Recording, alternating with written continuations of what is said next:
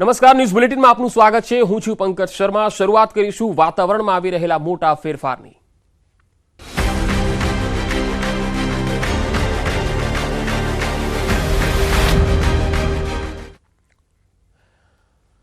ગુજરાતના ખેડૂતો માટે માઠા સમાચાર કહી શકાય। 4 દિવસ પછી ગુજરાતમાં માવઠું થશે।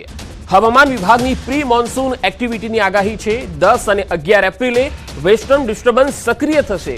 10-11 એપ્રિલે પ્રી મોન્સૂન એક્ટિવિટી થશે। આ 10 અને 11 એપ્રિલ આ 2 દિવસ એવા રહેશે કે જેમાં ઘણા ભાગોમાં સામાન્ય વરસાદ થઈ શકે છે। 10મી એપ્રિલે 3 જિલ્લામાં સામાન્ય વરસાદ થઈ શકે છે, જેમાં દાહોદ, છોટાઉદેપુર અને નર્મદામાં સામાન્ય વરસાદ થઈ શકે છે। 11મી એપ્રિલે 7 જિલ્લામાં સામાન્ય વરસાદની આગાહી છે, જેમાં 11મી એપ્રિલે સાબરકાંઠા, બનાસકાંઠા, અરવલ્લી, મહીસાગર, દાહોદ, છોટાઉદેપુર અને નર્મદામાં સામાન્ય વરસાદની શક્યતા રહેશે।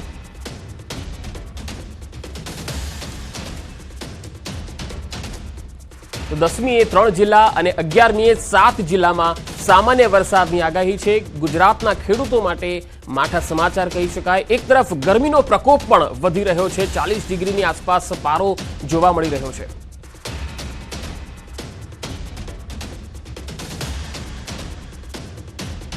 અને હવે આપણે જોઈશું મેપના માધ્યમથી કે કયા કયા જિલ્લાઓમાં વરસાદની આગાહી છે।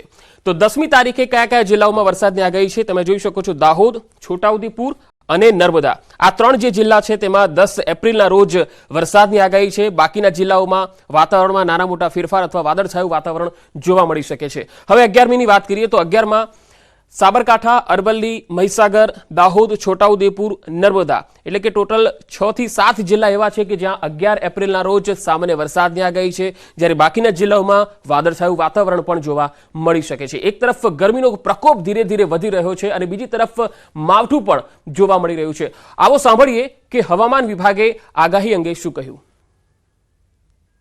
डे 6 और डे 7 में आइसोलेटेड प्लेसेस में गुजरात रीजन में लाइट रेन होने का पूर्वानुमान दिया गया है।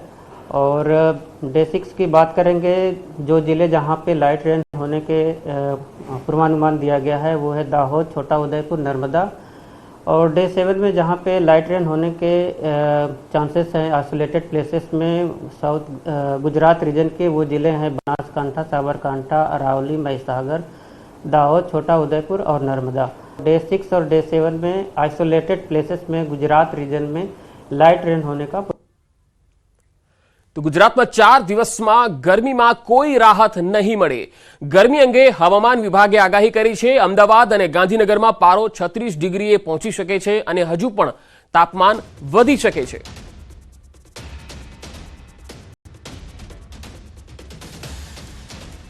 और फोरकास्ट की बात करेंगे तो अहमदाबाद और गांधीनगर के लिए जो मैक्सिमम फोरकास्ट मैक्सिमम टेम्परेचर का दिया गया है वो 36 डिग्री सेल्सियस गांधीनगर और अहमदाबाद दोनों के लिए दिया गया है।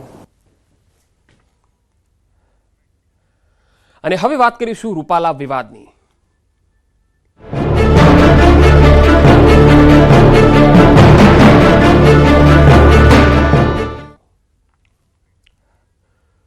પરસોત્તમ રૂપાલા સામે ક્ષત્રિય સમાજનો વિરોધ હજુ પણ યથાવત છે। રૂપાલા વિરોધમાં ક્ષત્રિય સમાજના અલગ અલગ 4 કાર્યક્રમો છે। વિરોધમાં રાજકોટમાં આજે ક્ષત્રિય સમાજની એક રેલીનું પણ એલાન થયું છે। કરણી સેના મહિલા મોરચા પ્રદેશ પ્રમુખ પદ્મિનીબાએ રેલીનું આહવાન કર્યું હતું। તો રાજકોટના કુંભારવાડામાં સાંજે 4 વાગે આ રેલીનું આયોજન છે। આ રેલી સાંજે 4 વાગે બહુમાળીથી કલેક્ટર કચેરી સુધી યોજાવાની છે।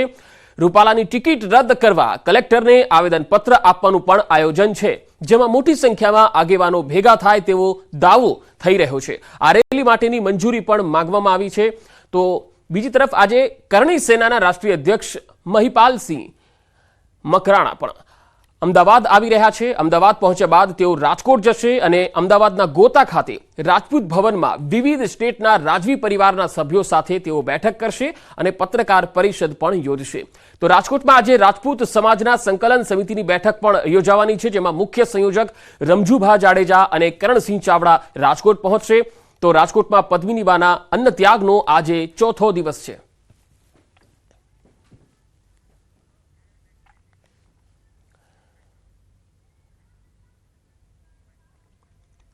રાજકોટમાં ક્ષત્રિય રાજપૂત સમાજ દ્વારા એક મહારેલી બાબતે કલેક્ટરની મંજૂરી માંગવામાં આવી. મહારેલી પૂર્ણ થયા બાદ કલેક્ટરને આવેદનપત્ર પાઠવવાનું નક્કી કરાયું છે. પરસોત્તમ રૂપાલાની ટિકિટ રદ કરવા આવેદનપત્ર પાઠવવામાં આવશે. આજે સાંજે 4 વાગે યોજાનારી આ મહારેલી બાબતે કલેક્ટરની મંજૂરી માંગવામાં આવી હતી.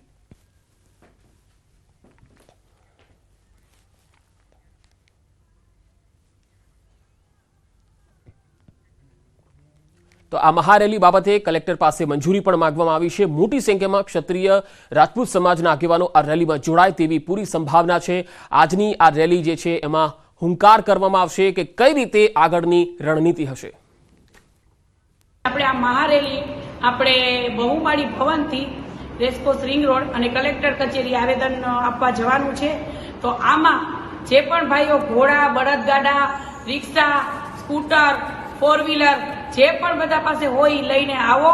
તો બસ આપણે આ લડત દેવાની છે. તો આજ મુદ્દા ઉપર રાજકોટથી સંવાદદાતા અંકિત પોપટ મારી સાથે જોડાયા છે.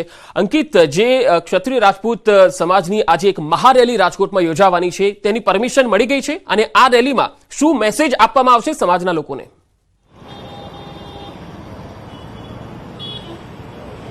ચોક્કસ પંકજ, ખાસ કરીને વાત કરવામાં આવે તો આજરોજ રાજકોટનું જે બહુમાળી ચોક છે, હું કેમેરામેનને વિનંતી કરીશ કે તે આ બહુમાળી ચોકના જે દ્રશ્યો છે તે પણ બતાવવાનો પ્રયત્ન કરે. આ જોઈ શકાય છે આ જે ચોક છે ત્યાં સાંજે 4 વાગે ક્ષત્રિય સમાજના જે લોકો છે તે એકત્રિત થવાના છે ને ત્યારબાદ મોટી સંખ્યામાં લોકો એકત્રિત થયા બાદ કહી શકાય કે જે રાજકોટ કલેક્ટર કચેરી આવવાની છે, આ રાજકોટ કલેક્ટર કચેરી ખાતે તેઓ જવાના છે ને ત્યારબાદ કલેક્ટરને તેઓ આવેદનપત્ર આપીને પરસોત્તમ રૂપાલાની ટિકિટ રદ થાય એ પ્રકારની પોતાની રજૂઆત છે તે કરવાના છે. સમગ્ર મામલે 2 દિવસ પૂર્વે ક્ષત્રિય સમાજના વ્યક્તિઓ દ્વારા કલેક્ટરને લેખિતમાં મહારેલી યોજવા બાબતે મંજૂરી બાબતે અરજી કરી હતી, પરંતુ હજુ સુધી તેમને મંજૂરી મળી છે કે કેમ તે બાબતે સત્તાવાર રીતે કલેક્ટર તંત્ર તરફથી જણાવવામાં નથી આવ્યું. બીજી તરફ ક્ષત્રિય સમાજનો પણ અમે સંપર્ક સાધવાનો પ્રયત્ન કર્યો હતો ને તેમનું કહેવું છે કે મંજૂરી મળે કે ન મળે પરંતુ અમે મહારેલી યોજવાના છે ને મહારેલી છે તે રાજકોટ શહેરના બહુમાળી ચોકથી લઈને કલેક્ટર ઓફિસ સુધી છે તે યોજવાના છે. બીજી તરફ વાત કરવામાં આવે તો આજરોજ રાજકોટના રજપૂતપરા ખાતે આવેલી જે ક્ષત્રિય સમાજની જે બોર્ડિંગ છે આ બોર્ડિંગની અંદર પણ કોર કમિટીની બેઠક છે તે મળવાની છે. કોર કમિટીની બેઠક જે અગાઉ અમદાવાદ ખાતે મળી હતી તે હાલ હવે આજના દિવસે રાજકોટમાં મળવાની છે ને ત્યારબાદ આગામી દિવસોની અંદર કયા પ્રકારની રણનીતિ અપનાવવી જોઈએ, કયા પ્રકારના વિરોધના કાર્યક્રમો આપવા જોઈએ તે સહિતની તમામ બાબતો અંગે ચર્ચા વિચારણા છે તે કરવામાં આવશે. પંકજ. જી અંકિત, આજે જે ક્ષત્રિય રાજપૂત સમાજમાં જે મહિલા સમિતિના અગ્રણી છે પદ્મિનીબા વાળા, તેમણે કોઈ નિવેદન આપ્યું છે? આ મહિલાઓએ જે શપથ લીધી હતી, જામનગરમાં પણ મહિલાઓએ શપથ લીધી હતી કે કઈ રીતે આગળ વધવું, શું અહીંયા પણ કોઈ શપથ લેવામાં આવશે?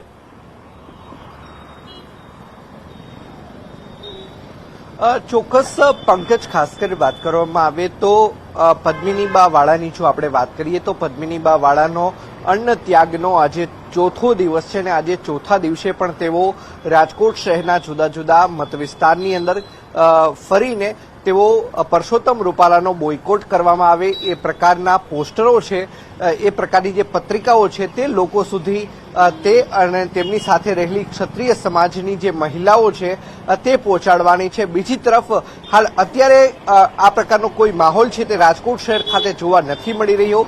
જોકે 3 વાગ્યા બાદ ધીમે ધીમે અહીંયા ભીડ ઉમટવાની શરૂ થશે. ક્ષત્રિય સમાજના લોકો છે તે એક બાદ એક આવવાનું શરૂ થશે એટલે ત્યારબાદ જ કહી શકાશે કે આખરે આ મહારેલીની અંદર કુલ કેટલા લોકો છે તે જોડાય છે અને સાથોસાથ સૌરાષ્ટ્રના કેટલા વિસ્તારના લોકો છે, ક્ષત્રિય સમાજના લોકો છે તે જોડાય છે. જી પંકજ. અંકિત, આજે ક્ષત્રિય રાજપૂત સમાજના જે સંકલન સમિતિ છે તેની પણ એક બેઠક છે. આ બેઠકનો કોઈ એજન્ડા બહાર આવ્યો છે ખરો? કયા મુદ્દા ઉપર ચર્ચા થશે? અને એમાં પણ જે રાજવી પરિવારના લોકો પણ આવવાના છે, તેમનો ખાસ મેસેજ શું હશે તેમને અહીં બોલાવવાનો? ચોક્કસ પંકજ, જેમ મેં આપને અગાઉ કહ્યું કે જે પ્રમાણે અગાઉ અમદાવાદની અંદર બેઠકો મળી ચૂકી છે તેમ હવે રાજકોટની અંદર પણ પ્રથમ વખત આ પ્રકારે કોર કમિટીની બેઠક છે તે મળવા જઈ રહી છે. રાજકોટના રજપૂતપરા વિસ્તારની અંદર જે ક્ષત્રિય સમાજનું જે બોર્ડિંગ આવેલી છે, જે બોયઝ હોસ્ટેલ જેને કહી શકાય તે પ્રકારની બોર્ડિંગ આવેલી છે, આ બોર્ડિંગની અંદર કોર કમિટીની બેઠક મળવાની છે. કોર કમિટીની બેઠકની અંદર 15 થી વધુ જે આગેવાનો છે તે ખાસ કરીને હાજર રહેવાના છે. આગામી સમયમાં કે જ્યારે પરસોત્તમ રૂપાલાએ સ્પષ્ટપણે મેસેજ આપી દીધો છે, ગઈકાલની જો વાત કરવામાં આવે તો કોંગ્રેસના પૂર્વ કાર્યકારી અધ્યક્ષ અને રાજુલાના પૂર્વ ધારાસભ્ય અમરીશ ડેર દ્વારા ગઈકાલે એક કહી શકાય કે સ્નેહ સંવાદ કાર્યક્રમનું આયોજન પણ કરવામાં આવ્યું હતું.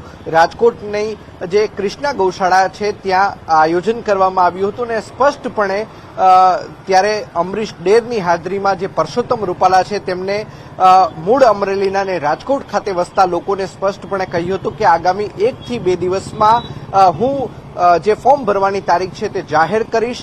ફોર્મ ભરવાની તારીખ જાહેર કરું એટલે ફોર્મ ભરવાના દિવસે તમારે પાઘડી બંધ આવવાનું છે અને સાથોસાથ બીજો પ્રસંગ તમારે મારો સાચવવાનો છે 7મી મે 2024નો. અને બીજી તરફ આપને હું મારી પાછળના પણ જે દ્રશ્યો છે તે બતાવવાનો પ્રયત્ન કરી રહ્યો છું કે ક્યાંક ને ક્યાંક ભારતીય જનતા પાર્ટી દ્વારા પણ હવે સ્પષ્ટ સંદેશો આપી દેવામાં આવ્યો છે કે પરસોત્તમ રૂપાલાને બદલાવાની વાત કરવામાં આવી રહી છે, ચર્ચાઓ ચાલી રહી છે, પરંતુ પરસોત્તમ રૂપાલા છે તે મક્કમ અને અડીખમ હોય તે પ્રકારનું અહીંયા સૂત્ર પણ આપી દેવામાં આવ્યું છે. સ્પષ્ટપણે લખવામાં આવ્યું છે રાજકોટ છે મક્કમ, રૂપાલા સાથે અડીખમ. આ પ્રકારનો સ્પષ્ટ સંદેશ છે તે આપી દેવામાં આવ્યો છે અને જોઈ શકાય છે કે પોસ્ટરની અંદર વડાપ્રધાન નરેન્દ્ર મોદીની તસવીર પણ જોવા મળી રહી છે. તો સાથોસાથ તેમની સાથે પરસોત્તમ રૂપાલાને પણ દર્શાવવામાં આવી રહ્યા છે. આ પ્રકારના પોસ્ટર ન માત્ર બહુમાળી ચોક કે જ્યાંથી ક્ષત્રિય સમાજની મહારેલી શરૂ થવાની છે, પરંતુ રાજકોટ શહેરના 100 જેટલા વિસ્તારોની અંદર તેની અંદર વાત કરવામાં આવે તો રાજકોટ શહેરનો જે યાજ્ઞિક રોડ છે, સાથોસાથ વાત કરવામાં આવે તો મોટી ટાંકી ચોક વિસ્તાર છે, કાલાવર રોડ છે, 150 ફૂટ રિંગ રોડ છે, યુનિવર્સિટી રોડ છે, આ તમામ જે મત વિસ્તારો છે ત્યાં આ પ્રકારના 100 જેટલા હોર્ડિંગ્સ છે તે લગાવી દેવામાં આવ્યા છે. જી અંકિત, હવે બીજો એક મહત્વનો સવાલ અહીંયા એ છે કે રૂપાલાએ જ્યારે માફી માંગી ત્યારબાદ એવું કહેવામાં આવ્યું હતું વારંવાર બીજેપી દ્વારા કે ભાઈ ક્ષત્રિય રાજપૂત સમાજ એક મોટું મન રાખીને રૂપાલાને માફ કરે. હવે ક્ષત્રિય રાજપૂત સમાજ માફ કરવા તૈયાર નથી, એટલે કે અત્યારે જે વિરોધ થઈ રહ્યો છે તેને જોતા શું લાગી રહ્યું છે, મોટું મન કોણ રાખશે? હવે શું બીજેપી મોટું મન રાખશે કે ક્ષત્રિય રાજપૂત રાખશે, જે રીતે અત્યારે લડાઈ થઈ રહી છે? ચોક્કસ પંકજ, આપ જે સવાલ કરી રહ્યા છો તેની માહિતી જો હું આપને આપું તો આજે જે મૂળ ઘટનાનું જે મૂળ વિવાદનું જો કોઈ કેન્દ્ર હોય તો તે રાજકોટ રહ્યું છે. એટલે કે વિવાદનું એપી સેન્ટર જો કોઈને ગણવામાં આવે તો તે રાજકોટ લોકસભા વિસ્તાર રહ્યો છે. કારણ કે આ જ રાજકોટ લોકસભા વિસ્તારની અંદર પરસોત્તમ રૂપાલા છે કે જે રૂખી સમાજના કાર્યક્રમમાં ગયા હતા. રૂખી સમાજના કાર્યક્રમમાં જઈને તેઓ એક વિવાદિત નિવેદન આપ્યું હતું ને ત્યારબાદ આ સમગ્ર ઘટનાનો વિડીયો છે તે વાયરલ થયો હતો ને ત્યારબાદ જે ક્ષત્રિય સમાજનો રોષ છે તે ફાટી નીકળ્યો હતો ને તે રોષ છે તે હજુ પણ યથાવત જોવા મળી રહ્યો છે. બીજી તરફ જો વાત કરવામાં તો રાજકોટ લોકસભા મત વિસ્તારની ભારતીય જનતા પાર્ટી દ્વારા તમામ જે સર્વે છે તે પણ કરાવી લેવામાં આવ્યું છે કે જે ક્ષત્રિય સમાજનો જે રોષ છે તે ન માત્ર રાજકોટ લોકસભા પરંતુ ગુજરાતની જે 26 બેઠકો છે તે 26 બેઠકો પર કયા પ્રકારની અસર છે તે વર્તાવી શકે છે. સૌથી પ્રથમ સર્વે તેમણે રાજકોટ લોકસભા વિસ્તારનો કર્યો હતો. રાજકોટ લોકસભા મત વિસ્તારના જ્ઞાતિગત મત આંકડાઓની વાત કરવામાં આવે તો કુલ 21 લાખ વોટરો છે. 21 લાખ વોટરો પૈકી પ્રથમ ક્રમાંકે લેવા પટેલો આવે છે કે જેમની મતદાતાઓની સંખ્યા 3.5 લાખ છે. બીજા નંબર ઉપર કોળી સમાજના મતદાતાઓ આવે છે કે જેમની મતોની જે કહી શકાય જે સંખ્યા છે તે અંદાજિત 3 લાખ જેટલી થાય છે. ત્રીજા નંબર ઉપર કે જે પરસોત્તમ રૂપાલા જે જ્ઞાતિમાંથી આવે છે તે કડવા પાટીદારોના મત છે કે જેમની કુલ જે મતદાતાઓની સંખ્યા છે તે 1,91,000 છે. આમ વાત કરવામાં આવે તો જો ક્ષત્રિય સમાજ કે જેની અંદર રોષ પ્રગટી રહ્યો છે, જે વિરોધની જ્વાળાઓ પ્રગટી રહી છે, તેમને મતોની સંખ્યાની જો વાત કરવામાં આવે તો રાજકોટ લોકસભા મત વિસ્તારની અંદર ક્ષત્રિય મતદાતાઓની સંખ્યા માત્ર ને માત્ર 1,01,000 છે ને તેમાં પણ જો રાજપૂતોની સંખ્યા એડ કરવામાં આવે તો 44,000 મળીને કુલ 1,45,000 જેટલું વોટ છે. ભારતીય જનતા પાર્ટીએ એ પણ સર્વે કરાવ્યો છે કે આ 1,45,000 છે તેમાંથી નારાજ હોય તેવા ક્ષત્રિયોની સંખ્યા કેટલી, તો સ્પષ્ટપણે એવી વાત સામે આવી છે કે 1,45,000 પૈકી માત્ર 20% એવા ક્ષત્રિયો છે કે જે પરસોત્તમ રૂપાલાની માફી માંગ્યા બાદ પણ નારાજ ચાલી રહ્યા છે. આમ જોવા જઈએ તો 21 લાખ વોટર હોવા છતાં તેની સામે રાજકોટ લોકસભા મત વિસ્તારમાં માત્ર 20 થી 30,000 ક્ષત્રિયો નારાજ હોવાનું જે ભારતીય જનતા પાર્ટીનો ઇન્ટરનલ સર્વે છે તેમાં સામે આવ્યું છે. જી અંકિત, આભાર સમગ્ર માહિતી આપવા માટે. તો હવે એ જોવાનું છે કે આ રાજકોટની અંદર આ જે વિવાદ શરૂ થયો છે એ ક્યાં જઈને શમે છે. આમ તો પુરુષોત્તમ રૂપાલાએ પણ એ સ્પષ્ટ કરી દીધું છે કે રાજકોટમાં જે અમરેલીના લોકો વસતા હતા એમને એક નિવેદન આપી દીધું ગઈકાલે કે હું ફોર્મ ભરવા જાઉં ત્યારે તમારે પાઘડી પહેરીને આવવાનું છે, અને પાઘડી પહેરે એ જાનૈયા કહેવાય. હવે જોવાનું છે કે આ વિવાદનો અંત કઈ રીતે આવે છે અને કોણ મોટું મન રાખે છે. રૂપાલાના નિવેદન બાદ ક્ષત્રિય સમાજમાં નારાજગી છે. સોશિયલ મીડિયામાં ચીમકી બાદ હવે તકેદારી વધારાઈ છે. અમદાવાદમાં પ્રજ્ઞાબા ઝાલાના ઘર પાસે બંદોબસ્ત ગોઠવી દેવામાં આવ્યો છે.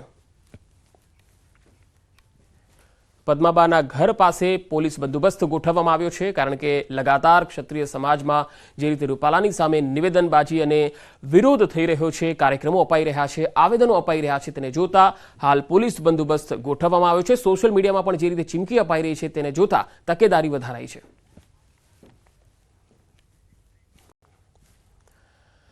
રાજકોટમાં લોકસભાની ચૂંટણી માટે પરસોત્તમ રૂપાલાનો પ્રચાર શરૂ થઈ ગયો છે. લોકસભાની ચૂંટણીના ઉમેદવાર પરસોત્તમ રૂપાલાએ નિવેદન આપ્યું, 1-2 દિવસમાં ફોર્મ ભરવાની તારીખ જાહેર કરીશ. અમરેલી સહિતના લોકોને વિનંતી છે, ફોર્મ ભરતા સમયે તમારે બધાએ પાઘડી બંધ આવવાનું છે. મારા પર ઈશ્વરીય મહાદેવની કૃપા ઉતરી છે. મારા માટે અમરીશ ડેર અહીં આવ્યા. આપણે ત્યાં કહેવત છે, માગ્યા વગર માં પણ ન પીરસે, પરંતુ માગ્યા વગર ન પીરસે તેનું નામ નરેન્દ્ર મોદી.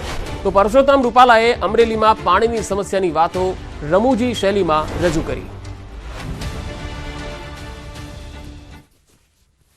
એટલે ફોર્મ ભરવાની તારીખ આપું તો તમારે બધા પાઘડી બંધાવવાનું છે.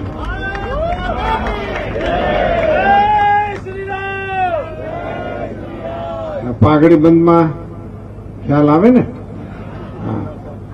અને પછી 7મી તારીખે મતદાન કરવાનું છે, તઈ હાગમટે આવવાનું છે. આ 2 કાર્યક્રમોમાં તમારે જોડાવાનું છે. રાજકોટના પાટીદાર આગેવાને રૂપાલા વિવાદમાં ક્ષત્રિય સમાજને ટેકો જાહેર કર્યો. પરસોત્તમ પીપળિયાએ સોશિયલ મીડિયા પર પોસ્ટ કરી ક્ષત્રિય સમાજની બહેનોને સમર્થન આપ્યું. મીડિયા સાથેની વાતચીતમાં રાજકોટ કોમર્શિયલ કોઓપરેટિવ બેંકના સીઈઓ પરસોત્તમ પીપળિયાએ રૂપાલાના નિવેદનને સિલેક્ટિવ કોમેન્ટ ગણાવી. સાથે જ ક્ષત્રિય સમાજે દેશ માટે આપેલા બલિદાનોને યાદ કર્યા. જો કે પરસોત્તમ પીપળિયાએ એ પણ કહ્યું કે માફી માંગી લીધી છે, જેથી હવે વિવાદનો નિવેડો લાવવો જોઈએ. પરસોત્તમભાઈ જે પોસ્ટ કરી એ સિલેક્ટિવ પ્રકારની હતી, કલેક્ટિવ પ્રકારની ન હતી. કારણ કે કોઈ પણ ઇતિહાસને વાંચવો હોય તો કલેક્ટિવ વાંચવો જોઈએ, સિલેક્ટિવ ન વાંચી. જે કોમેન્ટ કર્યા પછી માફી પણ માગી લીધી છે, ત્યારે આ પ્રશ્નો હવે રહેવો ન જોઈએ. તેમ છતાં મારી દૃષ્ટિએ આ બાહ્ય પરિબળો કરતાં આંતરિક જે વિવાદ છે એનાથી વિવાદ વધુ વકરી રહ્યો છે. અને હવે બ્રેકમાં જતા પહેલા નજર ટોપ 3 હેડલાઇન્સ પર. હવામાન વિભાગની આગાહી, ગુજરાત પર ગરમી અને માવઠાનો ડબલ એટેક. 4 દિવસ બાદ માવઠાની આગાહી, ક્યાંક કાળઝાળ ગરમી તો ક્યાંક વરસાદની આગાહી. આજે ભાજપનો 42મો સ્થાપના દિવસ. દેશમાં ઠેર ઠેર ભાજપના કાર્યાલય પર ઉજવણી. ગાંધીનગરમાં પાર્ટી કાર્યાલય પર ઉજવણી. રૂપાલા સામે ક્ષત્રિય સમાજ હવે લડી લેવાના મૂડમાં. આજે અમદાવાદમાં સંકલન સમિતિની બેઠક. રાજવી પરિવારના આગેવાનો રહેશે હાજર.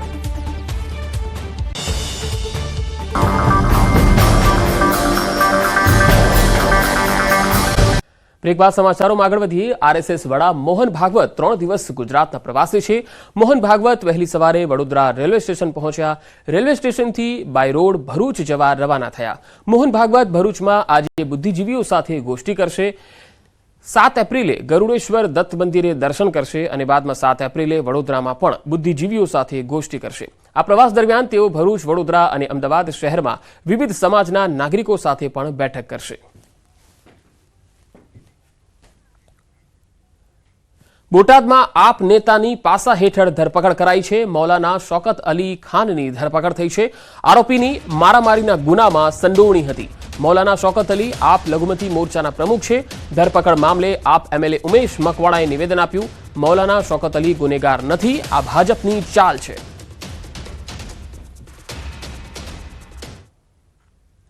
મૌલાના શૌકત અલી જે લઘુમતી મોરચાના જિલ્લા અધ્યક્ષ છે એને ખોટા કેસ કરી 1 મહિનાની અંદર પાસા કરવાનો આજે હુકમ કર્યો છે.